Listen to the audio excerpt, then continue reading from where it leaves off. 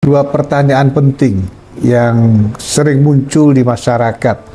Yang pertama, siapa sesungguhnya yang berhak memiliki Baitul Maqdis?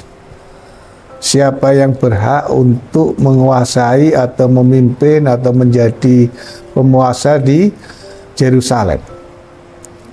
Yang kedua adalah menyangkut sebetulnya posisi Yerusalem, Baitul Maqdis menurut agama-agama langit yang ada itu bagaimana?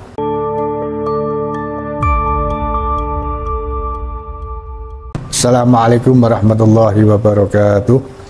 Alhamdulillah, salatu wassalamu ala rasulillah Sayyidina wa maulana Muhammad ibn Abdillah wa alihi wa ashabihi wa man walah ila yaumil qiyamah, amma ba'd.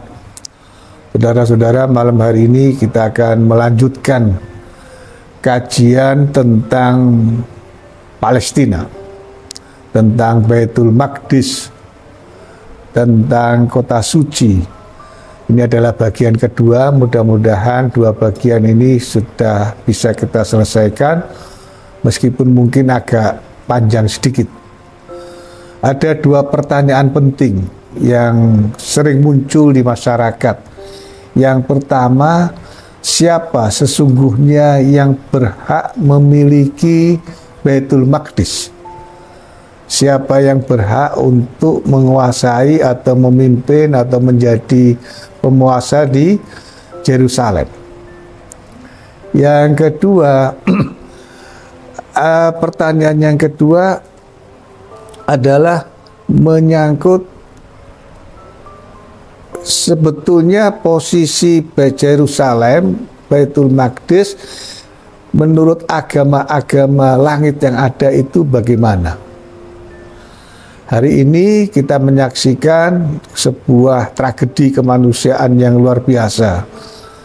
Hari ini sebetulnya kita tidak perlu membahas tentang siapa yang berhak, tetapi untuk meluruskan pendapat, karena ada pandangan yang menyoal atau yang mengatakan, satu pandangan dari orang-orang non-muslim yang mengatakan berdasarkan kitab Taurat dan Injil yang berhak adalah orang-orang Yahudi.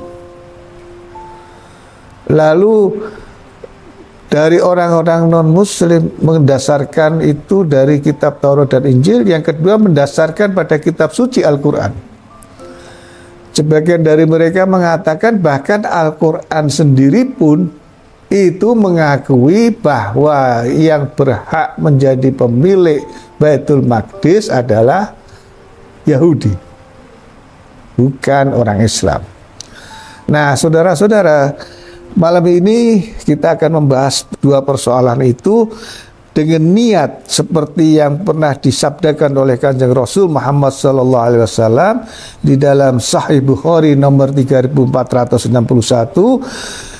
Beliau mengatakan, an Abdullah bin Amrin anna Nabiyya sallallahu alaihi wasallam qala ballighu anni walau ayah wa hadithu an bani Israila wala haraj wa man kadzdzaba alayya muta'ammidan falyatabawwa maq'adahu minan nar. Semangat kita untuk membahas persoalan ini berdasarkan hadis sahih riwayat Imam Bukhari yang mengatakan, sampaikanlah yang berasal dariku meskipun satu ayat. Ya. Nah, kita pernah membahas, ini bukan berarti baru punya satu ayat lalu berani menjadi mubaligh, dai, penceramah, ustadz, ya. Maksudnya menguasai sekian ayat lalu meskipun satu sampaikan. Bukan hari ini kita memahami satu lalu besok menyampaikan satu, lusa memahami lalu besoknya lagi memahami, karena pasti akan menjadi parsial dan bisa distortif, bisa menyimpang, bisa tidak tepat. Nah, poin penting adalah yang diucapkan oleh Kanjeng Nabi berikutnya, wa hadithu an bani Israila wala haraj, dan jelaskan, sampaikan, bahaslah tentang Bani Israel wala haraj, tidak apa-apa. tidak perlu ada hambatan, tidak perlu ada rintangan, tidak persoalan. Ya. Kemudian beliau wanti-wanti, wa man kadzdzaba alayya muta'ammidan falyatabawwa maq'adahu minan nar. Barang siapa berdusta tentang aku, yakni mengatakan sesuatu yang tidak berasal dari Kanjeng Nabi secara sengaja, maka pilihlah tempatnya di neraka. Mau yang VIP, mau yang premium, atau mau yang kelas ekonomi, tapi semuanya adalah di neraka. Naudzubillah min dzalik. Atas dasar ini, atas dasar haditsu an Bani Israil wala haraja, kita akan bahas melanjutkan dari yang kemarin. Hadis Sahih Bukhari nomor 3461. Saudara-saudara sekalian, saya ingin memberikan penjelasan dari perspektif Islam Al-Quran sebagaimana yang dituduhkan oleh orang-orang yang tidak memahami tentang siapa Bani Israel dan tentang siapa Yahudi. Memang, saya ingin memperlihatkan beberapa ayat Al-Quran yang memberi penilaian positif terhadap Yahudi, tentang Bani Israel. Tapi kemudian saya akan jelaskan, saya akan lanjutkan penilaian negatif dari Al-Quran tentang mereka. Jadi nggak boleh berhenti di penilaian yang positifnya saja, harus ada kelanjutannya supaya tuntas. Yang pertama, Allah Subhanahu wa Ta'ala di dalam surat Al-Maidah ayat 20 sampai dengan 26 atau 24, antara lain di ayat itu Allah berfirman, a'udzubillahi minasyaitonirrajim, wa idz qala Musa liqaumihi ya qaumi dzkuru ni'matallahi 'alaikum idz ja'ala fikum anbiya wa ja'alakum mulukan wa atakum ma lam yu'ti ahadan minal 'alamin. Memang orang-orang umatnya Nabi Musa, Bani Israel di era Nabi Musa itu mendapatkan kenikmatan yang tidak pernah diberikan kepada orang atau umat sebelumnya, atau tidak pernah diberikan kepada umat selain umat Bani Israel Nabiullah Musa alaihissalam. Kenikmatan-kenikmatan yang bersifat khusus, bersifat eksklusif. Mereka menjadi nabi karena nabi kita hanya diwajibkan mengenal hanya 25 nabi, rasul dan nabi. Tapi nabi-nabi Bani Israel yang tidak wajib kita ketahui itu banyak sekali, ratusan jumlahnya. Menurut sebuah penjelasan dari sebuah buku, ada jumlah 125 nabi. Untungnya kita tidak disuruh menghafal semuanya. 25 aja keliru-keliru, lupa-lupa, apalagi kalau 125. Ya. Nah, menjadi nabi dan menjadi raja-raja. Artinya apa? Menjadi pemimpin spiritual karena menjadi anbiya, nabi-nabi, dan juga menjadi pemimpin dunia karena menjadi raja-raja. Lengkap sudah kenikmatan yang diberikan oleh Allah yang tidak diberikan kepada umat selain mereka. Ya. Nah, tetapi di ayat itu kemudian Nabiullah Musa memerintahkan, ya qaumi dkhulul ardal muqaddasata allati kataballahu lakum wa la tartaddu ala adbarikum fatanqalibu khasirin. Wahai kaumku, masuklah ke dalam Baitul Maqdis, dan jangan yang seperti yang sudah diwajibkan oleh Allah. Ada perintah dari Allah agar mereka masuk ke Baitul Maqdis. Dan engkau jangan berpaling ke belakang, takut karena di sana ada musuh di dalam kota, di dalam Baitul Maqdis itu. Maka karena kalau itu yang kau lakukan akan menjadi orang-orang yang rugi. Saudara-saudara, Bani Israel, umatnya Nabi Allah Musa khususnya, itu mengalami kejayaan, tetapi juga mengalami kehancuran, tapi juga mengalami penderitaan. Ya, ketika mereka dikejar-kejar oleh Nabi Allah, dikejar-kejar oleh Fir'aun, kemudian Allah selamatkan mereka bersama dengan Nabi Allah Musa alaihissalam. Ya, tapi setelah itu ketika mereka mendapatkan kenikmatan yang luar biasa, disuruh berperang masuk ke Baitul Maqdis, mereka menolak untuk melakukannya. Mereka menolak untuk masuk dengan alasan karena di dalamnya ada, di dalam Baitul Maqdis, kota yang dikelilingi oleh benteng dan kuil-kuil, itu ada penguasa yang kejam, yang keras, yang jahat, yang kuat. Mereka tidak mau. Bahkan di dalam surat Al-Maidah itu mereka mengatakan, "Wahai Musa, engkau berangkat saja dengan Tuhanmu. Kami duduk-duduk di sini saja." Ya, saking luar biasanya pembelotan yang mereka lakukan terhadap para nabinya. Masih lumayan Nabi Allah Musa disuruh berangkat sendiri bersama Tuhan untuk berperang orang-orang Ad-Jabarin yang ada di dalam Baitul Maqdis. Banyak para nabi Bani Israel yang dibunuh. Ya, banyak. Jadi kalau hari ini mereka membunuh orang-orang sipil yang bukan nabi, itu kalau dianalogikan dengan peristiwa yang pernah dilakukan oleh mereka kepada para nabinya saja itu dibunuh, bukan sesuatu yang aneh. Kejaman yang dilakukan. Saudara-saudara sekalian, sampai akhirnya Nabi Allah Musa mengatakan, "Qala Rabbi inni la amliku illa nafsi wa akhi." Aku tidak lagi kuasa kecuali diriku dan saudaraku, yakni Nabi Allah Harun. Fafruq bainana, pisahkan kami, artinya Nabi Allah Musa dan Nabi Allah Harun, wa bainal qaumil fasikin, yaitu orang-orang yang kaumnya, umatnya yang sudah diselamatkan dari Fir'aun dan kemudian mendapatkan kenikmatan yang luar biasa, menolak perintah Tuhan. Maka Nabi Allah Musa menganggap mereka adalah orang-orang yang fasik. Nabi Allah Musa berdoa supaya dipisahkan dari mereka.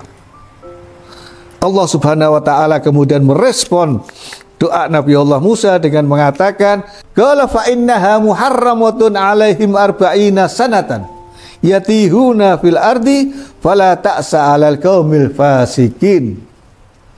Karena penolakan mereka, karena tidak mau mentaati perintah Tuhan untuk masuk ke Baitul Maqdis yang sudah dijanjikan, maka kemudian Allah mengharamkan mereka atas Baitul Maqdis itu. Yang kedua, mereka kemudian terlunta-lunta di padang pasir di Sinai 40 tahun.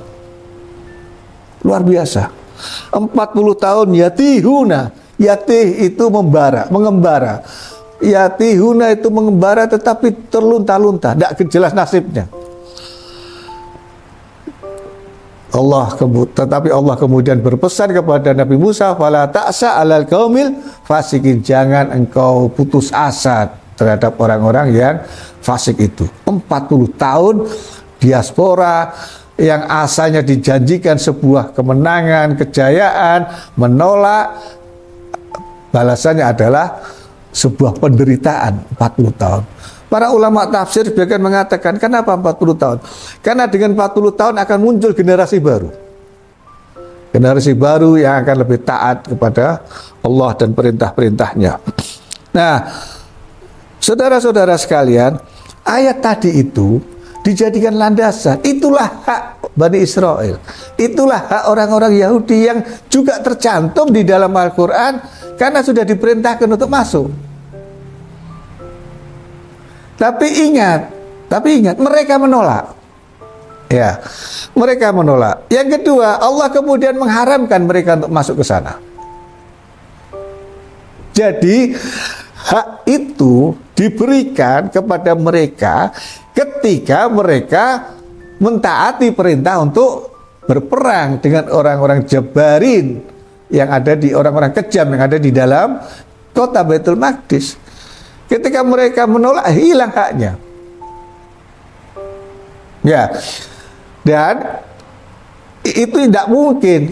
Ayat itu kemudian turun temurun, maka orang-orang yang mengaku sebagai keturunan Bani Israel itu masih memiliki hak atas Baitul Maqdis.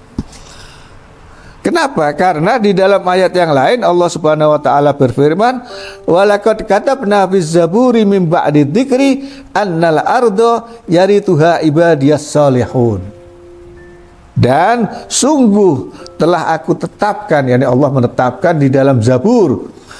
setelah ketetapan itu di dalam Lauhul Mahfuz bahwa bumi ini yang akan mewarisi adalah orang-orang yang soleh, bukan orang-orang yang menolak untuk perintah Allah untuk masuk dan berperang di dalamnya. Ulama tafsir berbeda, apakah yang dimaksud di dalam kitab Zabur dan yang sebelumnya sudah ditetapkan itu adalah kitab Taurat, atau sebagian besar mengatakan yaitu di Lauhul Mahfuz.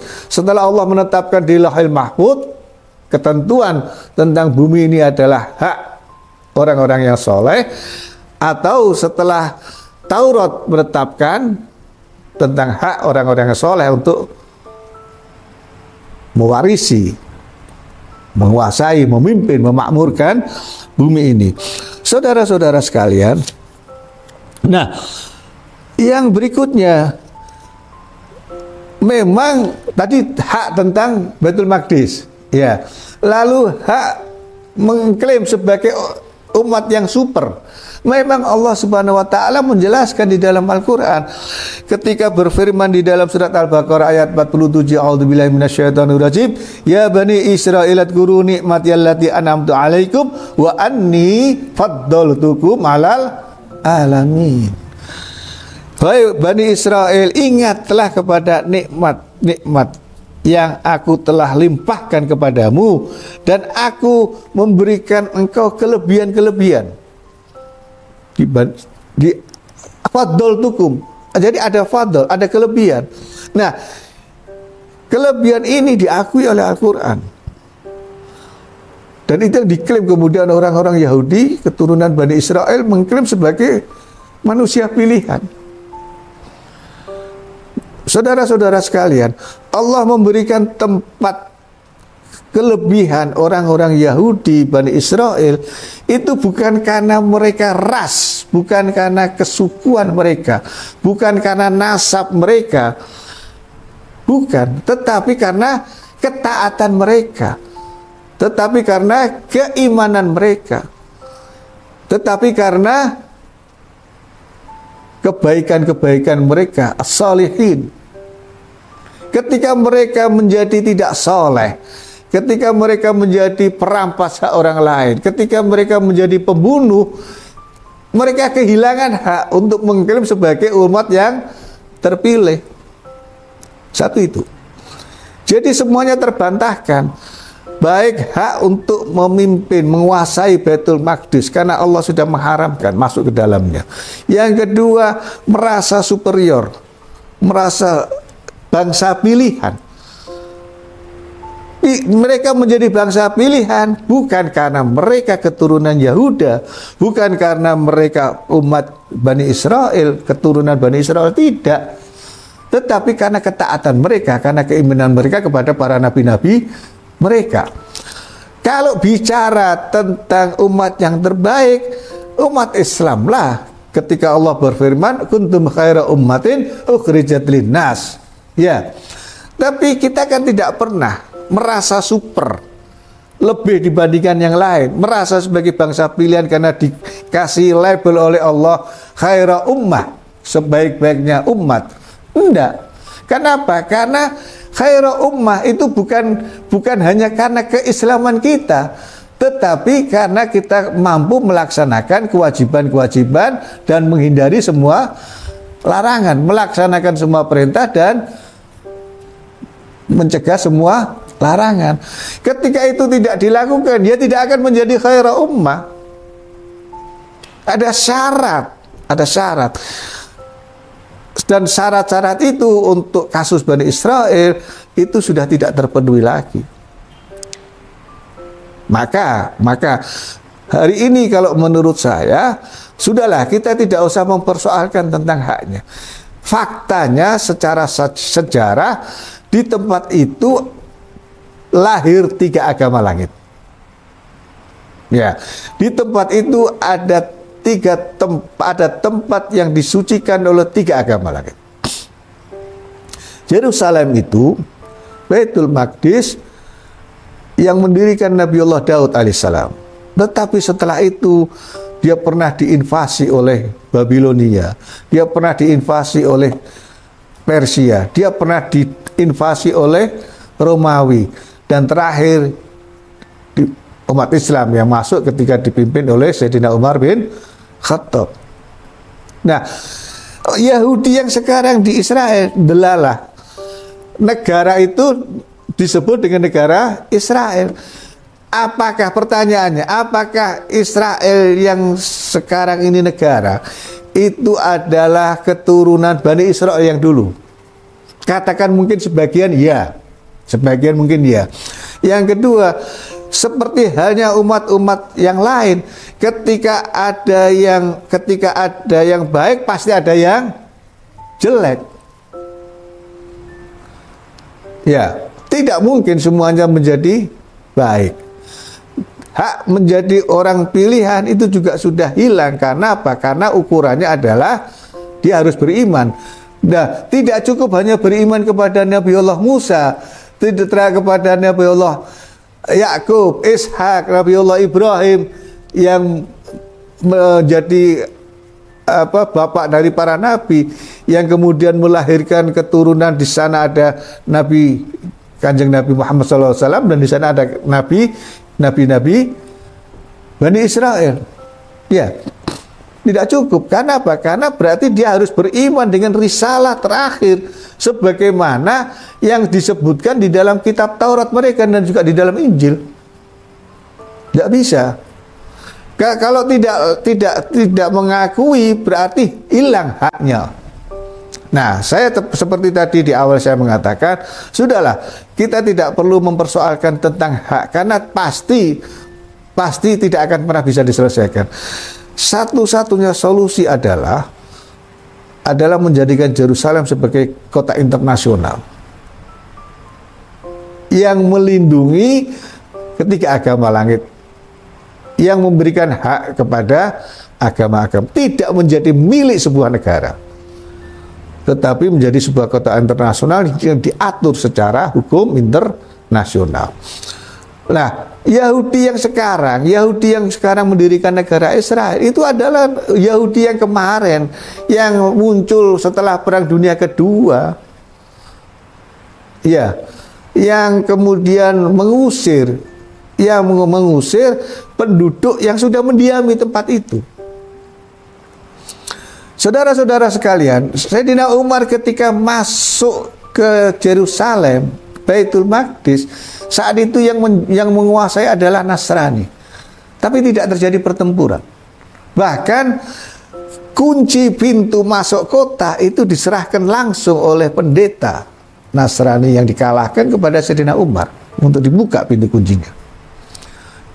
Dulu itu setiap kota pasti dilindungi dengan benteng dan pintu, ada pintu masuk untuk mengakses ke dalam kota. Ya, kalau sekarang sudah nggak ada artinya karena dengan drone udah bisa dimasuki. Nah, berikan kembali hak. Saya kira solusi yang terbaik adalah dua negara. Karena fakta politik dan militernya Israel sudah eksis di sana. Tetapi fakta sejarah yang mengusir orang-orang yang sudah mendiami, yaitu orang-orang Palestina yang sudah mendiami tempat itu tidak bisa dipungkiri. Mereka terusir dari tanah airnya. Mereka harus diberikan haknya untuk mendirikan sebuah negara. Mereka sebagai sebuah bangsa yang tidak mempunyai negara. Nah, Israel itu sebuah bangsa Yahudi yang memaksakan untuk memiliki negara yang kemudian diberi nama Israel, tetapi dengan cara-cara kekerasan, dengan militer yang mengusir. Peristiwa tahun 45, puncaknya 48, berapa orang yang terusir, yang sampai hari masih di pengampungan, keturunan mereka masih berada di pengungsian. Masya Allah. Mudah-mudahan Allah Subhanahu wa Ta'ala memberikan penyelesaian yang terbaik. Semoga Allah Subhanahu wa Ta'ala memberikan pertolongan kepada orang-orang yang didolimi dan memberikan hukuman kepada orang-orang yang berbuat kedoliman. Allahumma amin ya rabbal alamin. Kurang lebihnya mohon maaf. Wallahul muwaffiq ila aqwamit thoriq. Assalamualaikum warahmatullahi wabarakatuh.